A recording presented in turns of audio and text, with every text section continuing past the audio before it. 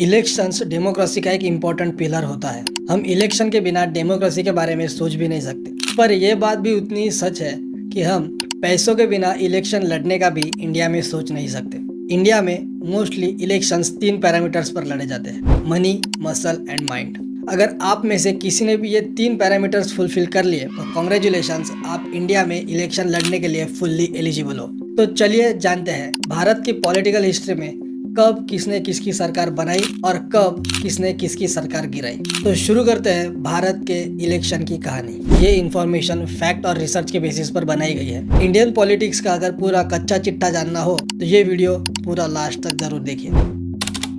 Independence के बाद लोकसभा का पहला इलेक्शन ईयर 1951-52 को कंडक्ट करना इंडिया के लिए एक बहुत बड़ा टास्क था। सबसे बड़ी प्रॉब्लम इस इलेक्शन को कंडक्ट करने में थी, वो थी लिटरेसी की।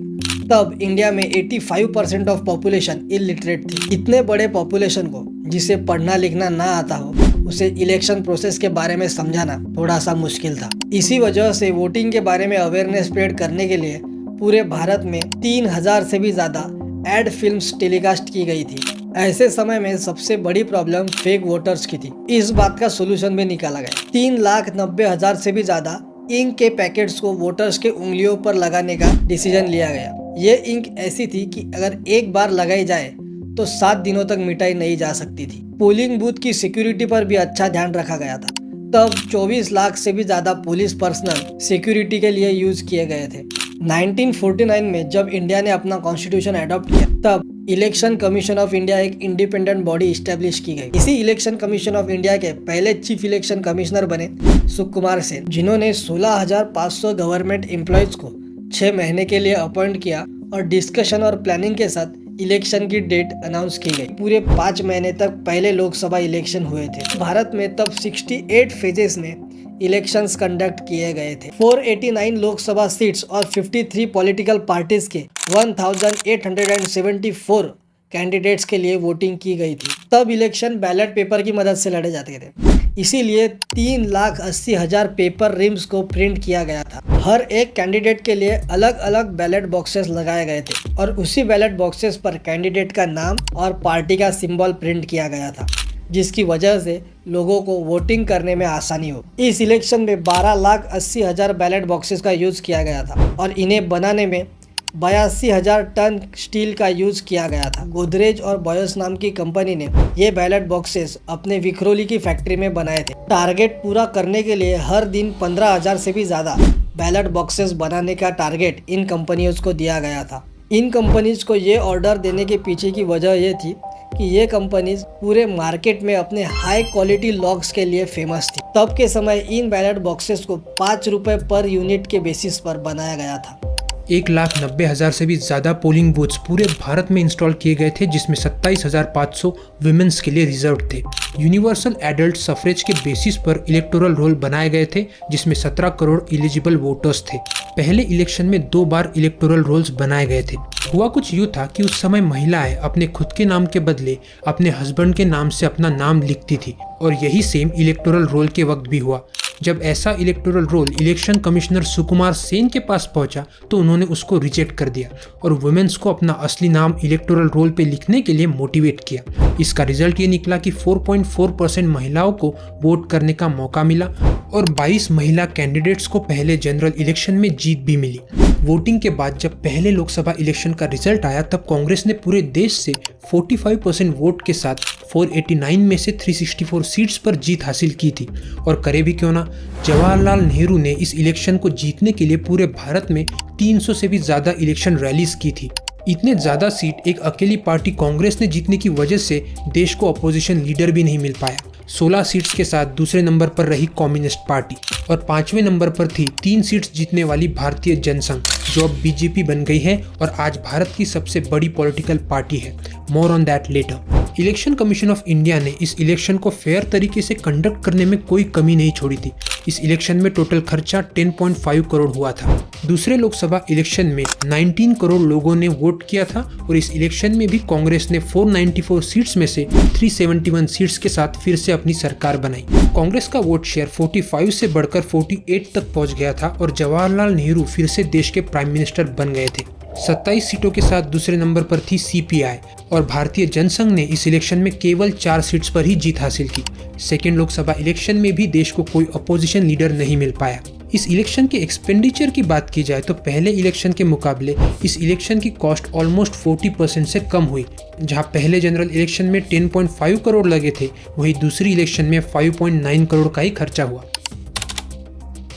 1962 के लोकसभा इलेक्शन में कांग्रेस के जीत की हैट्रिक पूरी हुई, पर इस बार पिछले इलेक्शन से कंपेयर किया जाए तो कांग्रेस का वोट शेयर 3% से कम हो गया था और टोटल सीट्स में भी 10 सीटों की गिरावट हुई थी। दूसरी तरफ कम्युनिस्ट पार्टी ने अपने परफॉर्मेंस में सुधार लाया था और 29 सीटों पर जीत हासिल की और भारतीय जनसंघ ने 14 सीट्स जीती। एक स्ट्रांग अपोजिशन खड़े होने का प्रोसेस शुरू हो चुका था। इस इलेक्शन के बाद अगले 5 सालों में भारत के 2 प्राइम मिनिस्टर्स की डेथ हुई थी। 1964 में जवाहरलाल नेहरू की और 1966 में ताशकंद में लाल बहादुर शास्त्री की। लाल बहादुर शास्त्री की डेथ अब तक एक मिस्ट्री है, जिसके बारे में आज तक पता नहीं चल पाया है कि ये डेथ एक नेचुरल थी या फिर एक मर्डर था। लाल बहादुर शास्त्री की डेथ के बाद गुलजारी लाल नंदा को इंटरिम प्राइम मिनिस्टर बनाया गया था। शास्त्री जी की अनसर्टेन डेथ के बाद तब के कांग्रेस के लीडर के कामराज ने इंदिरा गांधी को प्राइम मिनिस्टर बनाने का डिसीजन लिया। तब के कांग्रेस के बड़े नेता मोरारजी देसाई खुश नहीं थे। मोरारजी देसाई इंदिरा गांधी को प्राइम मिनिस्टर पोस्ट के लिए कैपेबल नहीं समझते थे। मोरारजी देसाई ही वो नेता थे जिन्होंने इंदिरा गांधी को गूंगी गुड़िया कहा था। 1962 में चाइना के साथ वॉर और 1966 में इंदिरा गांधी और मोरारजी देसाई के झगड़े के कारण अब लोगों का कांग्रेस पर से विश्वास थोड़ा कम हो गया था। इंदिरा गांधी ने कांग्रेस को पहली बार रिप्रेजेंट किया। ये उनको अपनी कैपेबिलिटी दिखाने का पहला मौका था। इस इलेक्शन में 283 सीट्स के साथ कांग्रेस ने चौथी बार जीत हासिल की, पर पिछली बार से 78 सीटें कम मिली और वोट शेयर भी 5% से कम हो गया। दूसरे नंबर पर 44 सीट्स के साथ राजगोपालाचारी की स्वतंत्रता पार्टी थी और पंडित दीनदयाल उपाध्याय की लीडरशिप में भारतीय जनसंघ 35 सीटों के साथ तीसरे नंबर पर था। इस इलेक्शन में 66 विमेन कैंडिडेट्स ने पार्टिसिपेट किया, जिसमें से 29 ने जीत हासिल की। पर इलेक्शन के बाद भी मोरारजी देसाई और इंदिरा गांधी के रिलेशंस नहीं सुधरे और ईयर 1969 में कांग्रेस का डिवीजन हुआ। इसके बाद भी कम्युनिस्ट पार्टी के सपोर्ट के साथ इंदिरा गांधी 1971 तक प्राइम मिनिस्टर की पोस्ट पर बनी रही। 1969 में इंदिरा गांधी ने बैंक्स को नेशनलाइज करने का बड़ा डिसीजन लिया, क्योंकि अब सरकार कम्युनिस्ट के सपोर्ट से चलनी थी तो उनके थोड़े आइडियाज तो इम्प्लीमेंट करने ही पड़े। 5वें लोकसभा चुनाव से 1 साल पहले इंदिरा गांधी ने प्रीवी पर्स को अबॉलिश किया। प्रीवी पर्स यानी जो भी प्रिंसली स्टेट्स भारत में शामिल हुए थे उनके राजघराने को भारत सरकार के द्वारा दिया जाने वाला पेमेंट। इस डिसीजन को गरीब जनता ने पसंद किया। इसके बलबूते पर इंदिरा गांधी ने 1972 का इलेक्शन गरीबी हटाओ के नारे के साथ लड़ा और अपोजिशन ने इसके अगेंस्ट इंदिरा हटाओ का नारे का यूज किया था, पर अपोजिशन फिर से फेल हुआ और गरीबी के मुद्दे पर इलेक्शन लड़ने से इंदिरा गांधी की कांग्रेस को अच्छा फायदा भी हुआ। 518 सीटों में से कांग्रेस ने 352 सीटें जीत ली। दूसरे नंबर पर 25 सीटों के साथ सीपीआई रही और तीसरे नंबर पर 22 सीटों के साथ जनसंघ और मोरारजी देसाई की स्प्लिट हुई कांग्रेस ने यानी कि इंडियन नेशनल कांग्रेस ऑर्गेनाइजेशन को सिर्फ 16 सीटें ही मिली। पर लोकप्रियता का शायद इंदिरा जी ने थोड़ा ज़्यादा ही फायदा उठाया था। इसी टर्म में नए इंडिपेंडेंट भारत के पॉलिटिकल इतिहास का सबसे बड़ा डिसीजन लिया गया। इमरजेंसी अनाउंस कर दी गई। इस इलेक्शन में इंदिरा गांधी ने कांग्रेस का सिंबल भी बदला था। इसके पहले कांग्रेस का सिंबल था 2 बैलों की जोड़ी, इसे एक गाय और बछड़े के सिंबल के साथ बदल दिया गया था। इसी समय एक फेमस नारा भी लगाया गया था, vote for काल्फ and cow, forget all other now. 1975 में जो इमरजेंसी लगाई गई थी वो पूरे देश में 19 महीनों तक चली। इमरजेंसी खत्म होने के बाद इलेक्शन की अनाउंसमेंट की गई। इंदिरा गांधी के इमरजेंसी लागू करने के निर्णय से पूरी जनता गुस्से में थी। इसी कारण उनको हराने के लिए पूरा अपोजिशन एक हो गया। भारतीय जनसंघ, मोरारजी देसाई की कांग्रेस, भारतीय लोकदल और सोशलिस्ट पार्टी, ये सब अपोजिशन पार्टीज एक हो गई और इंदिरा के कांग्रेस के खिलाफ नई पार्टी बनाई, जनता पार्टी। ठीक उसी तरह जिस तरह आज बीजेपी को हराने के लिए इंडी अलायंस बनाई गई है। और इसी का नतीजा ये रहा कि 1977 के इलेक्शन में जनता पार्टी की ब्लॉकबस्टर जीत हुई। जनता पार्टी ने 544 सीटों में से 295 सीट्स पर जीत हासिल की और कांग्रेस ने जीती 154 सीट्स, पिछली बार से 198 कम। कांग्रेस को यूपी, बिहार, पंजाब, दिल्ली ऐसे बड़े राज्यों से एक भी सीट नहीं मिली थी। इंदिरा गांधी के लिए लोगों का गुस्सा इतना बढ़ गया था कि वो अपनी रायबरेली की खुद की सीट पर भी हार गई। मोरारजी देसाई देश के पहले गैर कांग्रेसी प्राइम मिनिस्टर बने, पर ये कोएलिशन गवर्नमेंट ज्यादा देर तक टिक नहीं पाई। मोरारजी देसाई की गवर्नमेंट के होम मिनिस्टर चौधरी चरण सिंह अटल बिहारी वाजपेयी और लाल कृष्ण आडवाणी की ड्यूअल पोजीशन से खुश नहीं थे और उन्होंने अपना सपोर्ट वापस ले लिया और गवर्नमेंट गिरा दी। फिर चौधरी चरण सिंह इंदिरा गांधी के आउटसाइड सपोर्ट से सिर्फ 21 दिनों के लिए प्राइम मिनिस्टर बने। ये ऐसे प्राइम मिनिस्टर थे जो कभी संसद के अंदर भी नहीं जा पाए। जब 21 दिन बाद मेजॉरिटी प्रूव करने का टाइम आया तब इंदिरा गांधी ने अपना सपोर्ट फिर से वापस ले लिया और चरण सिंह को मजबूरन रिजाइन करना पड़ा। इस पॉलिटिकल ड्रामे के बाद फाइनली प्रेसिडेंट ने नए इलेक्शन कंडक्ट करने की अनाउंसमेंट कर दी। इस पूरे पॉलिटिकल ड्रामे का खर्चा जनता को उठाना पड़ा। 1977 के इलेक्शन की कॉस्ट थी 23.5 करोड़। 1977 के इलेक्शन में इंदिरा जी हारी तो थी, पर इंदिरा जी ने अब तक हार नहीं मानी थी। वो 1980 के इलेक्शन के लिए अपने बेटे संजय गांधी के साथ कैंपेनिंग में लग गई। इंदिरा गांधी को पता था कि इमरजेंसी एक सबसे गलत डिसीजन था, इसीलिए 1980 की इलेक्शन कैंपेनिंग के दौरान इंदिरा गांधी ने इमरजेंसी के लिए जनता से माफ़ी भी मांगी थी। इस इलेक्शन में पहली बार कंप्यूटर का यूज़ किया गया था इलेक्शन एनालिसिस के लिए। इलेक्शन के रिजल्ट के बाद कुछ ही दिनों में संजय गांधी की प्लेन क्रैश में डेथ हो जाती है और इंदिरा गांधी के दूसरे बेटे राजीव गांधी की फोर्सफुली पॉलिटिक्स में एंट्री होती है। 1984 में ऑपरेशन ब्लू स्टार एक बड़ा डिसीजन इंदिरा गांधी की तरफ से लिया गया था। इसी का नतीजा ये हुआ कि पूरी सिख कम्युनिटी इंदिरा गांधी के अगेंस्ट हो गई थी। 31 अक्टूबर 1984 इंदिरा गांधी के 2 पर्सनल सिख बॉडीगार्ड ने उनकी गोली मारकर हत्या कर दी थी। सतवंत सिंह और बेअंत सिंह, ये 2 सिख बॉडीगार्ड इंदिरा गांधी की हत्या में शामिल थे। इंदिरा गांधी के डेथ के बाद राजीव गांधी को इंटरिम प्राइम मिनिस्टर बनाने का डिसीजन कांग्रेस पार्टी ने लिया। राजीव गांधी तब 40 साल के थे। राजीव गांधी ने 1984 के इलेक्शन में ऐसा काम किया था जो कांग्रेस से अब तक नहीं हुआ था। इस बार कांग्रेस पहली बार 400 सीटों के पार पहुंच गई थी। 22 सीटों के साथ सीपीआई दूसरे नंबर पर रही और जनता पार्टी 10 सीटों के साथ चौथे नंबर पर। इंदिरा गांधी के असैसिनेशन के बाद 1984 में जो राजीव गांधी को पॉपुलैरिटी मिली थी, उसे राजीव गांधी 1989 के इलेक्शन में कंटिन्यू नहीं रख पाए। 1984 से 89 के टेन्योर के बीच राजीव गांधी पर कई सारे करप्शन के एलिगेशंस लगे थे, जिससे जनता के बीच कांग्रेस की इमेज खराब हुई और इसी का जवाब जनता ने 1989 के इलेक्शन में दिया। कांग्रेस को 531 टोटल लोकसभा सीटों में से 197 सीटें ही मिली। वीपी सिंह, जो राजीव गांधी के टर्म में उनके कैबिनेट में फाइनेंस मिनिस्टर थे, उन्होंने राजीव गांधी से अपने विचार ना मिलने के कारण रिजाइन कर दिया और नई पार्टी बनाई जिसका नाम रखा जनता दल। 1989 का इलेक्शन उनके पार्टी के लिए पहला ही इलेक्शन था। इसमें जनता दल 143 सीटों के साथ दूसरे नंबर पर रहा। 1989 का इलेक्शन बीजेपी के राइज के लिए बहुत इंपॉर्टेंट रहा। बीजेपी ने लाल कृष्ण आडवाणी की लीडरशिप में इस बार 85 सीट्स पर जीत हासिल की, जो बीजेपी की अब तक की सबसे बड़ी जीत थी। बीजेपी ने राम मंदिर का मुद्दा इस चुनाव में बड़ी जोर से उठाया। राम लल्ला हम आएंगे, मंदिर वही बनाएंगे, ये नारा पूरे भारत में गूंजने लगा। जनता दल ने बीजेपी और अदर लेफ्ट पार्टीज के आउटसाइड सपोर्ट से अपनी सरकार बनाई और वीपी सिंह ने भारत के 7वें प्रधानमंत्री पद की शपथ ली, पर यह सरकार भी ज्यादा देर तक टिक नहीं पाई। इसका कारण था the reservation for OBC, other backward classes. 1979 में पीएम मोरारजी देसाई की गवर्नमेंट ने मंडल कमीशन को सेटअप किया था, जिसका काम था समाज के सोशली और एजुकेशनली बैकवर्ड क्लासेस को आइडेंटिफाई करना ताकि उनको रिजर्वेशन देने पर डिसीजन लिया जा सके। इस कमीशन ने 11 सोशल, इकोनॉमिकल और एजुकेशनल इंडिकेटर्स का यूज करके अदर बैकवर्ड क्लासेस यानी ओबीसीज को आइडेंटिफाई किया और उनको 27% रिजर्वेशन अलॉट करने का रेकमेंड किया, क्योंकि उनकी पॉपुलेशन 51% थी।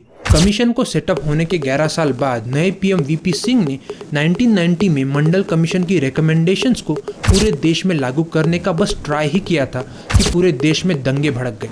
जिनको पहले से रिजर्वेशन था वो भी नाराज थे, जिनको नहीं मिला वो भी, और सारी पॉलिटिकल पार्टीज भी, क्योंकि बाकी पॉलिटिकल पार्टीज ये नहीं चाहती थी कि सारा क्रेडिट वीपी सिंह ही ले जाए और हमेशा के लिए ओबीसीज का वोट शेयर सिक्योर कर ले। बीजेपी जो वीपी सिंह को बाहर से सपोर्ट कर रही थी, वो सिर्फ वीपी सिंह को ही लाइमलाइट में नहीं आने देना चाहती थी, इसलिए उन्होंने अपना सपोर्ट पीछे ले लिया और सरकार गिरा दी। कांग्रेस ने इसी मौके का फायदा उठाते हुए चंद्रशेखर को बाहर से सपोर्ट किया और सरकार बनाई, पर यह सरकार भी थोड़े ही दिनों में गिर गई। कांग्रेस कभी चाहती ही नहीं थी कि चंद्रशेखर प्राइम मिनिस्टर बने। इसके बाद प्रेसिडेंट ने 1991 में नए इलेक्शंस को अनाउंस किया। यही वक्त था जब इंडियन पॉलिटिक्स में ओबीसीज ने एकजुट होकर फ्यूचर में इलेक्शन लड़ने का तय किया और कई सारी रीजनल पार्टीज का जन्म हुआ, जैसे समाजवादी पार्टी या बहुजन समाजवादी पार्टी एक्सेट्रा। 1991 के इलेक्शन के दौरान कांग्रेस के साथ बड़ी दुर्घटना घटी। 1991 के इलेक्शन के लिए मद्रास में कैंपेनिंग करते वक्त LTTE के आतंकवादियों ने राजीव गांधी की हत्या कर दी थी। इस इलेक्शन का मेन मुद्दा ही मंडल मंदिर का रहा था। अब इलेक्शन कास्ट और रिलीजन के बेसिस पर डिवाइड हो गए थे। बीजेपी की बढ़ती पॉपुलैरिटी अब कांग्रेस की सबसे बड़ी कंपटीशन बन गई थी और इसी वजह से कोई भी पार्टी इस इलेक्शन में मेजॉरिटी के आंकड़े तक नहीं पहुंच पाई। ये इलेक्शन 2 फेजेस में लड़े गए थे। पहला इलेक्शन राजीव गांधी की डेथ के पहले लड़ा गया था और सेकंड फेज राजीव गांधी की डेथ के बाद। पहले फेज में कांग्रेस ने अच्छा परफॉर्मेंस नहीं किया था, पर सेकंड फेज में राजीव गांधी की डेथ की सिंपैथी की वजह से कांग्रेस को अच्छा फायदा हुआ था। कांग्रेस 244 सीटों के साथ सबसे बड़ी पार्टी बनी, पर बहुमत के आंकड़े से कांग्रेस दूर थी। दूसरे नंबर पर 120 सीटों पर बीजेपी रही और जनता दल 60 सीटों के साथ तीसरे नंबर पर रही। कांग्रेस ने डीप डिस्कशन के बाद PV नरसिम्हा राव को अपना प्राइम मिनिस्टर बनाया। PV नरसिम्हा राव पहले ऐसे व्यक्ति बने जिन्होंने गांधी परिवार के बाद PM टेन्योर के पूरे 5 साल पूरे किए थे। उन्होंने प्राइम मिनिस्टर बनते ही डॉक्टर मनमोहन सिंह को अपना फाइनेंस मिनिस्टर बनाया। लाइसेंस राज खत्म किया गया और LPG रिफॉर्म्स को इंट्रोड्यूस किया गया। शुरुआत से ही कांग्रेस माइनॉरिटी के सपोर्ट में खड़ी रही थी, पर 1992 में जब बाबरी मस्जिद का ढांचा गिराया गया, तब सालों से जो मुस्लिम वोटर्स कांग्रेस को वोट करते थे, उन्होंने इस बार कांग्रेस को वोट देना ठीक नहीं समझा। लिबरलाइजेशन की पॉलिसी की वजह से गवर्नमेंट जॉब्स में भी कमी देखने मिली। इसी के साथ नरसिम्हा राव की गवर्नमेंट पर करप्शन के एलिगेशंस भी लगे थे। इन्हीं सब का नतीजा रहा कि कांग्रेस को शर्मनाक हार का सामना करना पड़ा और कांग्रेस 140 सीटें ही जीत पाई। पहली बार भारतीय जनता पार्टी 161 सीटों के साथ सबसे बड़ी पार्टी बनी और प्रेसिडेंट ने बीजेपी को सरकार बनाने के लिए इनवाइट किया। अटल बिहारी वाजपेयी ने प्राइम मिनिस्टर पद की शपथ ली, पर जब मेजॉरिटी प्रूव करने का समय आया तब बीजेपी बस 194 सीटें ही जुटा पाई, बल्कि जरूरत थी 272 सीटों की। तो ऐसे ये सरकार बस 13 दिन तक चली। एक आइकॉनिक स्पीच के साथ अटल बिहारी वाजपेयी ने अपना इस्तीफा दिया। सत्ता का खेल तो चलेगा, सरकारें आएंगी जाएंगी, पार्टियां बनेगी बिगड़ेंगी, मगर ये देश रहना चाहिए, इस देश का लोकतंत्र अमर रहना चाहिए। जो कार्य हमने अपने हाथ में लिया है वो जब तक राष्ट्रीय उद्देश्य पूरा नहीं कर लेंगे तब तक विश्राम से नहीं बैठेंगे, तब तक आराम से नहीं बैठेंगे। अध्यक्ष महोदय, मैं अपना त्याग पत्र राष्ट्रपति महोदय को देने जा रहा हूँ। किसी भी पार्टी को क्लियर मेजॉरिटी नहीं मिली थी, इसीलिए कोएलिशन गवर्नमेंट के सिवा कोई दूसरा ऑप्शन नहीं था। दूसरी सबसे बड़ी पार्टी कांग्रेस ने भी सरकार बनाने से मना कर दिया था। VP सिंह ने भी दूसरी बार प्राइम मिनिस्टर बनने से इनकार कर दिया। जनता दल, CPI और अन्य पार्टी को मिलाकर नेशनल फ्रंट पार्टी बनाई गई और उन्होंने उस वक्त के बंगाल के CM ज्योति बसु को प्राइम मिनिस्टर की पोस्ट के लिए अप्रोच किया, पर CPI ने ज्योति बसु को रिजेक्ट कर दिया। बाद में ज्योति बसु ने कर्नाटका के CM HD देवे गौड़ा को प्राइम मिनिस्टर कैंडिडेट बनाने का सुझाव दिया और देवे गौड़ा कांग्रेस के आउटसाइड सपोर्ट के साथ प्राइम मिनिस्टर बने, पर कांग्रेस ने फिर एक बार अपना सपोर्ट पीछे ले लिया और सरकार गिरा दी।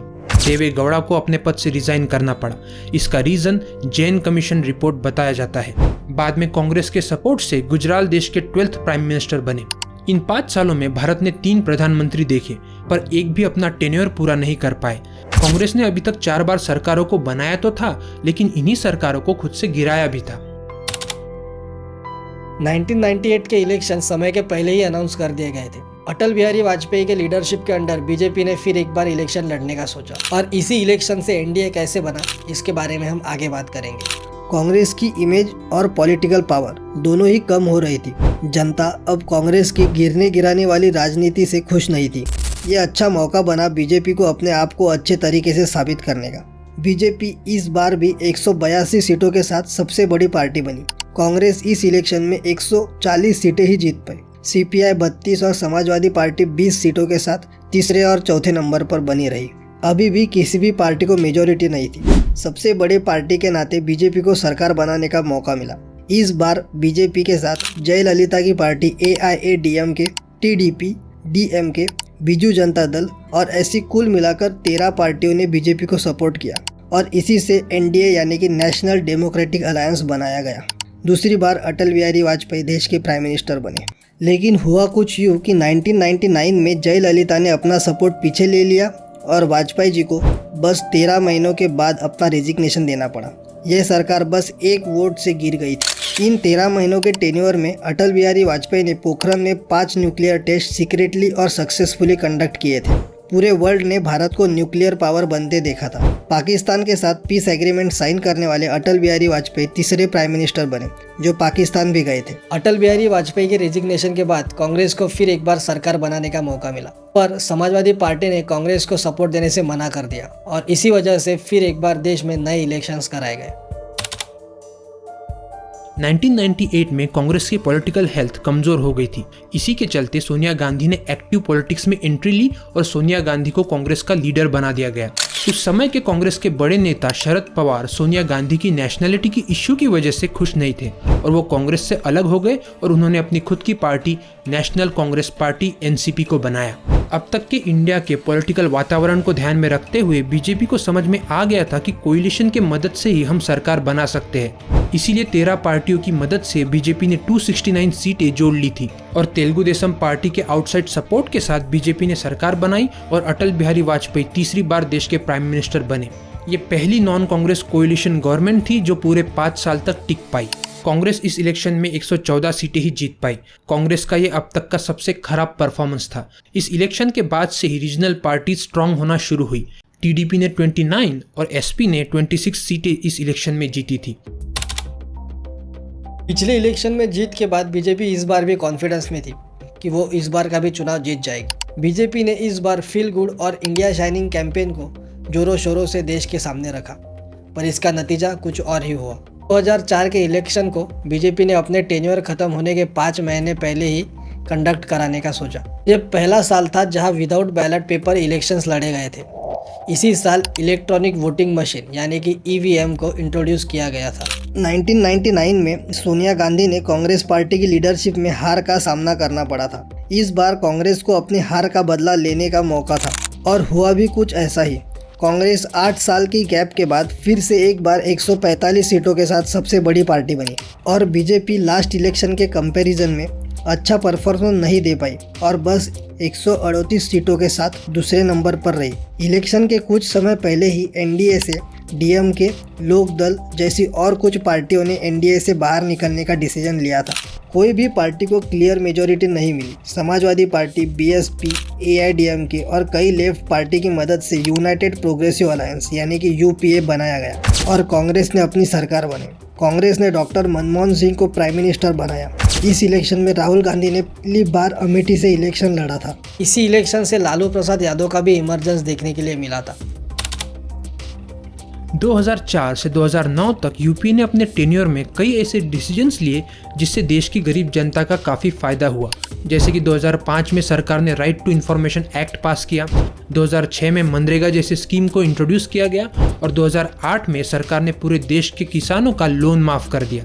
तब सरकार ने एक ही झटके में 65,000 करोड़ रुपए का लोन माफ किया था। इंडिया और यूएसए की डील भी सरकार ने सक्सेसफुली साइन कर ली थी। इस डील की वजह से भारत का पूरे वर्ल्ड में नाम हुआ। ये कुछ ऐसे मुद्दे रहे जिन्होंने देश की जनता को कांग्रेस को फिर से सत्ता में लाने के लिए काफी मदद की और यूपीए ने टोटल 262 सीटों के साथ फिर सरकार बनाई।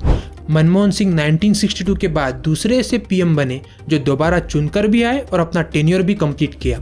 बीजेपी ने लाल कृष्ण आडवाणी की लीडरशिप में केवल 116 सीटें ही जीती और एनडीए अलायंस ने टोटल 159 सीटें जीती। यूपीए ने अपने टेन्योर में कई सारे अच्छे डिसीजंस तो लिए थे, पर इसी साल यूपीए पर कई सारे भ्रष्टाचार के आरोप भी लगे थे। इन्हीं मुद्दों को नज़र में रखते हुए बीजेपी इस साल नए चेहरे के साथ चुनाव लड़ने आई थी। पूरे देश में गुजरात मॉडल नरेंद्र मोदी की लीडरशिप में काफ़ी फेमस हुआ था। इसी वजह से पार्टी ने नरेंद्र मोदी को प्राइम मिनिस्टर कैंडिडेट बनाया। इस इलेक्शन में अकेले बीजेपी ने मेजॉरिटी के आंकड़े को पार कर दिया था। बीजेपी ने 282 सीटें जीती थी और एनडीए ने 336 सीटों के साथ अपनी सरकार बनाई और मोदी जी ने प्राइम मिनिस्टर पोस्ट की शपथ ली। मैं नरेंद्र दामोदर दास मोदी ईश्वर की शपथ लेता हूं कि मैं विधि द्वारा स्थापित। वहीं दूसरी तरफ कांग्रेस का परफॉर्मेंस इतना खराब रहा था कि वो 50 सीटें भी नहीं जीत पाई थी। सिर्फ 44 सीटों के साथ दूसरे नंबर पर रही। इस बार अपोजिशन लीडर भी कांग्रेस की तरफ से कोई नहीं बन पाया था। बीजेपी ने इस इलेक्शन में प्रशांत किशोर को अपना पॉलिटिकल एनालिस्ट बनाया, जिन्होंने टेक्नोलॉजी की मदद से बीजेपी का वोट शेयर बढ़ाने में काफ़ी मदद की थी। 2019 में नरेंद्र मोदी की पॉपुलैरिटी बढ़ गई थी। 2014 से 2019 के बीच बीजेपी गवर्नमेंट ने कई बड़े डिसीजन लिए, जैसे कि 2016 में डिमोनेटाइजेशन और सर्जिकल स्ट्राइक का डिसीजन, 2017 में जीएसटी, 2019 में ट्रिपल तलाक को खत्म किया। इसी साल जम्मू कश्मीर के आर्टिकल 370 को भी हटाया गया। और इन्हीं मुद्दों पर बीजेपी ने 2019 का इलेक्शन लड़ा और फिर एक बार अकेले बीजेपी ने 303 सीटें जीती, पिछले इलेक्शन से 21 सीटें ज्यादा। मेजॉरिटी का आंकड़ा पार किया और एनडीए ने टोटल 353 सीटों के साथ फिर एक बार अपनी सरकार बनाई और नरेंद्र मोदी दूसरे बार देश के प्राइम मिनिस्टर बने। कांग्रेस इस बार बस 52 सीटें ही जीत पाई थी और यूपीए ने टोटल 91 सीटों पर अपनी जीत हासिल की। इस बार फिर कोई अपोजिशन लीडर नहीं बना था, यहाँ तक कि कांग्रेस के लीडर राहुल गांधी अपनी अमेठी की सीट से भी हार गए थे। So at the end of this video here are a few facts about Indian elections in 1 minute. Independent India का सबसे पहला वोट हिमाचल प्रदेश के श्याम शरण सिंह नेगी ने डाला था। फैक्ट नंबर 2, 1951, 57, 62 और 67 के लोकसभा और विधानसभा के इलेक्शन एक समय पर यानी साइमल्टेनियसली कंडक्ट किए गए थे। पहली बार ईवीएम का यूज 1982 में केरला में हुआ था। उसके बाद 2001 के तमिलनाडु, केरला, पौंडीचेरी और वेस्ट बंगाल के स्टेट असेंबली इलेक्शन में ईवीएम का यूज हुआ। Free, fair, peaceful, participative election India में कंडक्ट किए जाते हैं, तो आपको बस घर से निकल के वोट करना है। हर जगह उंगली करने से अच्छा है सही जगह उंगली करो, वोट करो।